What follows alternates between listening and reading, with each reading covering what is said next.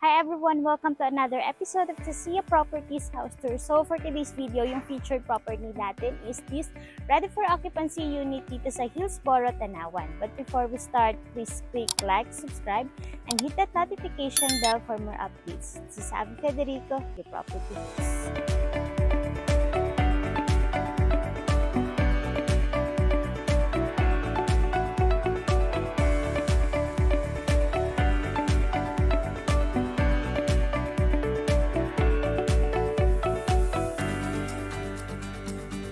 Para sa ready for occupancy unit natin na to, yung total lot area is 150 square meters and then yung floor is nasa 165 square meters. So, ito yung ating frontage. Sa harapan nating unit is meron tayo ditong landscape. Yan siya. And dito tayo pumasok sa ating pedestrian gate. Yan. Pagpasok natin, so may mga spaces pa tayo dito. In case na gusto nyo magpalagay ng inyong mini garden, yan, meron ditong space and meron dito. Dito tayo. Ito yung ating carport area. Para sa carport area natin is, this is provision for one SUV or one carport. Yan siya. So, SUV, kasyang-kasya pa siya. So, fit na fit dito yung ating SUV and then kung may mga sedan yan, medyo maluwag pa siya. And then ito yung gate natin dito sa ating carport, dito sa area na to. Siya, dito naman tayo. Bali din sa 150 square meters na lot, so meron na itong included na fence and gate.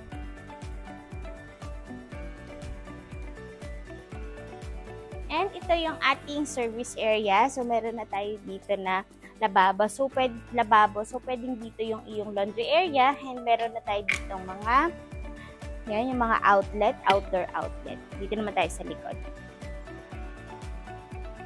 And meron pa tayo dito mga steps. And by the way, yung unit na to is single detached. Kaya yung unit natin is nasa gitna or nasa center ng ating lote na 150 square meters. Yan siya, ikutin lang natin.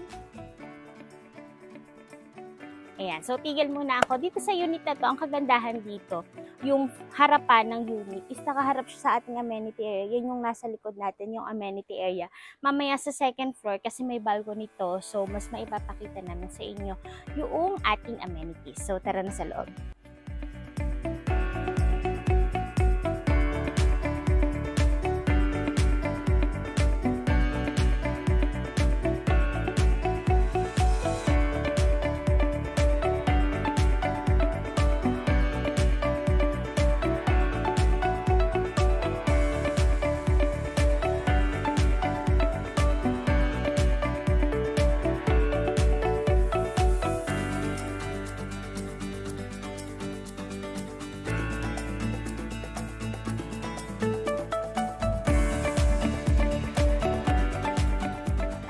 Hello! Yun, i-ano ko lang, open ko lang. Ayan siya. So, welcome sa loob na ating unit. Yung door natin or main door natin is solid wood siya. Ayan, kitang-kita niyo naman yung tunog. So, mahogany type yan. And naka-double lock set tayo dito. Dito sa ating living area, ito yung pinaka-living area. Ang maganda sa unit na to is gamit mo na lang talaga yung kulang. And then, yung kumbaga pagpasok mo kasi ng unit, since ito yung open area, so napaka-aliwalas ng unit. And kung papansin nyo sa ceiling natin, yan, meron tayo dito accent ceiling and meron na rin tayo mga lighting fixtures. Ang isa pa sa maganda sa unit na to is ito. Yan. Yung harapan kasi ng unit natin is naka-glass siya. Yan, ito yung ating mga awning windows.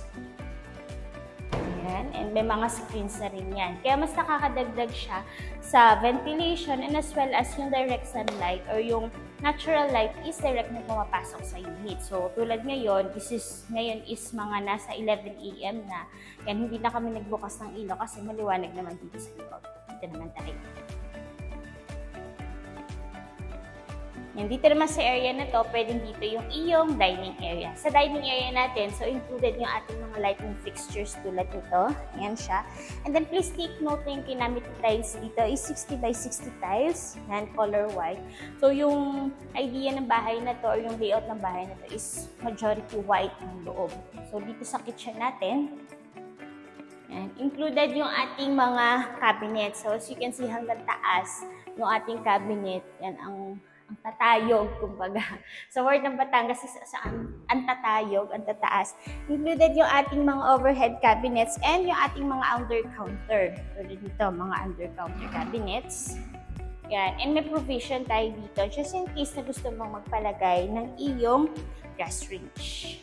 And then, sa part ng kitchen natin ito, so meron tayo dito ng stainless sink. Ito yung ating faucet. And ang dami nating cabinets yan. May mga cabinets pa tayo dito. As well as may mga outlets din tayo.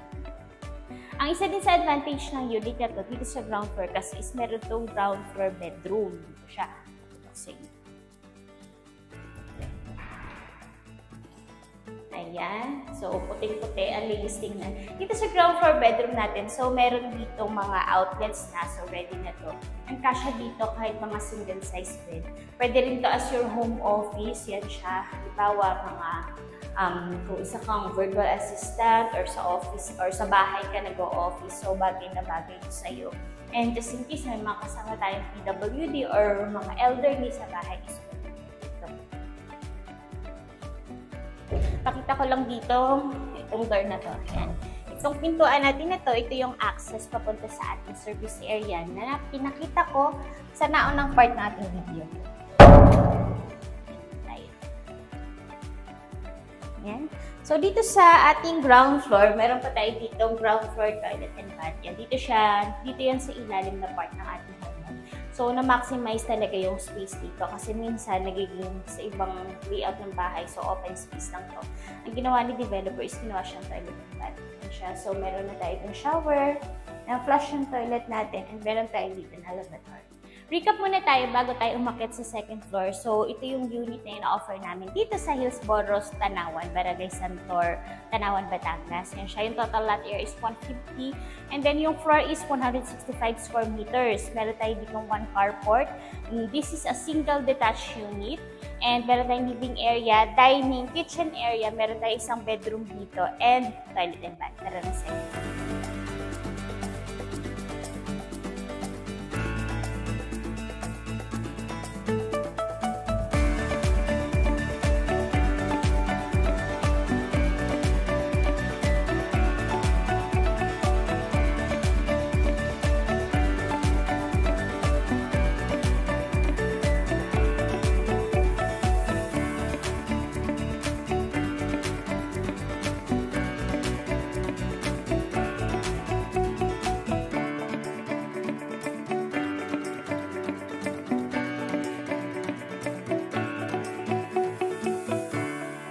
Hello! Welcome sa ating second floor. Dito sa second floor natin, meron tayong total of 3 bedrooms and 2 toilet and bath na.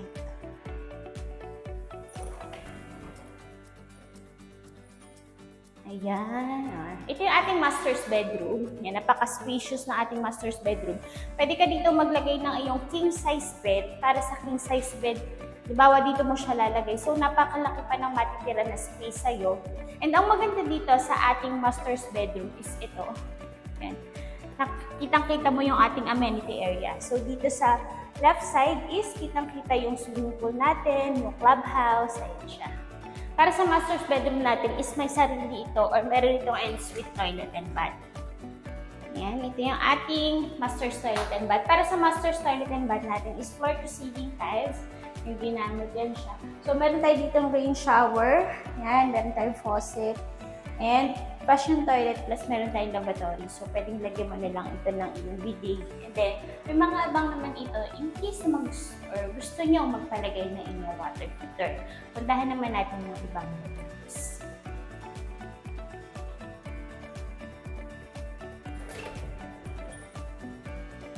Ayan. Ito yung ating bedroom number 3 kasi meron tayong isa sa ground floor. So, ito yung ating bedroom number 3. Kasya dito, para sa reference nyo, is double size bed. And ang isang sa maganda dito is ito. Ayan siya. Kasi meron, kumbaga itong area na to is nakatalikod siya sa Mount Makiling. Yan yung ating Mount Makiling. Kitang-kita yung lalo na paggabi ang gandang tingnan.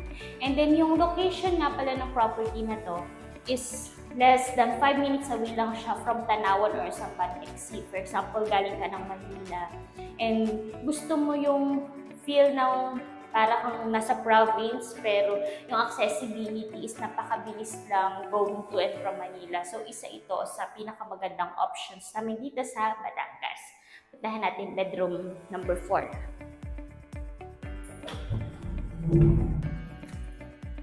Ayan. Ito yung ating bedroom number 4. Sa bedroom number 4 natin, medyo maluwang to ng konti kumpara din sa nasa naunang bedroom. And then, ito pa rin yung view dito sa likod. Ayan siya. And may mga abang na ito just in case na gusto niyo magpalagay ng mga records. And lastly, dito tayo.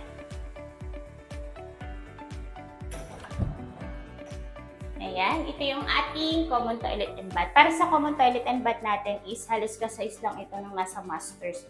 So, complete set of fixtures pa rin naman to. And then, kung mapapansin is floor to ceiling tiles pa rin natin. After natin sa mga bedroom, so para sa last part natin video is dito tayo sa ating balcony. Ang liwanag, yan. Siya, ito yung ating balcony. So, just in case na meron kayong mga mini gatherings, yan, pwede dito. Lalo na paghapon, ang ganda ng ambience dito sa location na to. And ito yung view mo. Ayan siya. Meron tayo dito playground. So, meron tayong basketball court, yung ating swimming pool, and yun yung ating clubhouse. And then, ang maganda kasi sa unit na to, kung makapapansin nyo, ang laki ng karsada, ng kaharap ng karsada. I think this is nasa 10 meters wide siya. And ang kagandahan pa is wala kang kaharap. Wala kang kaharap na bahay. So, yung kaharap mo is amenity. So, tulad nung Innova, yung white na sasakyan. So, nakapark siya doon. So, hindi siya makakaabala sa ibang homeowners na katapat. Isa rin yung sa naging advantage ng ganito.